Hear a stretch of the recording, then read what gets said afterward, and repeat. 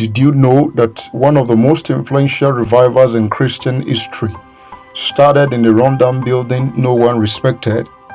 No cathedral, no famous choir, no wealthy sponsors, just a small group of people hungry for something real.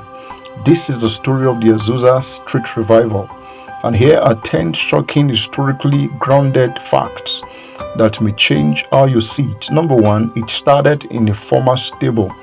The revival didn't begin in a church building. It took place at 312 Azusa Street in Los Angeles, a structure previously used as a stable and storage space. Simple wooden planks for seats were there, crude conditions, nothing impressive, yet this unlikely place became the center of a global movement. Number two, it was led by a relatively unknown preacher. At the center was William J. Seymour, the son of formerly enslaved parents and a man with little formal education. He wasn't famous, he wasn't polished, but he carried a message about the baptism of the Holy Spirit that drew attention far beyond Los Angeles. Number three, meetings ran almost non-stop for years. This wasn't a weekend event. Meetings were held multiple times a day, often stretching late into the night. And this continued, not for weeks, but for several years, roughly from 1906 to 1909. Number four, people reported speaking in other tongues. And one of the most defining features was glossolalia, which is speaking in tongues. Participants claimed they were speaking languages they had never learned. To supporters, this fulfilled New Testament patterns. To critics, it was one of the most controversial aspects of the revival. Number five, it broke racial barriers publicly.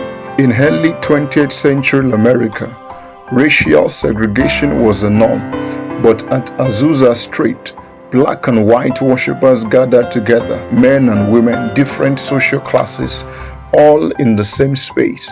This level of integration was extremely unusual and even criticized at the time. Number six, women played visible leadership roles. Unlike many churches of that era, women were actively involved. They prayed publicly, testified, and sometimes led meetings. This challenged social expectations and drew both admiration and opposition. Number seven, the services were highly unstructured. There was no strict order of service, no fixed program.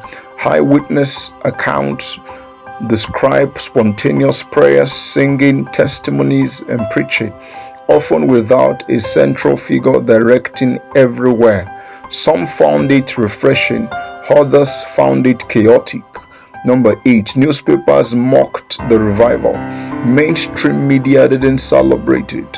One of the most cited reports from the Los Angeles Times described the meetings in critical terms, highlighting what they saw as disorder and emotionalism. Despite the ridicule, curiosity only grew.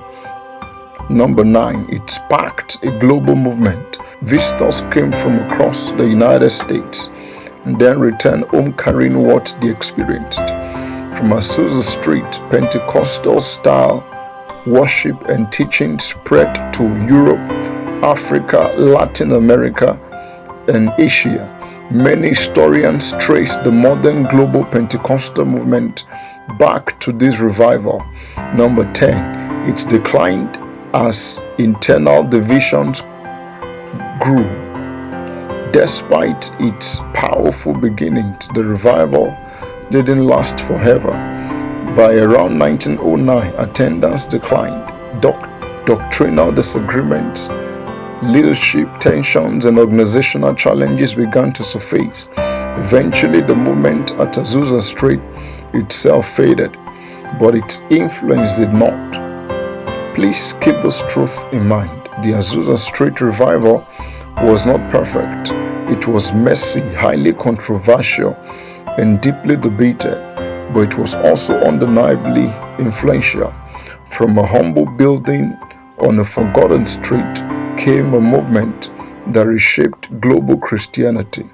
So now the question is, how could something so small become something so powerful?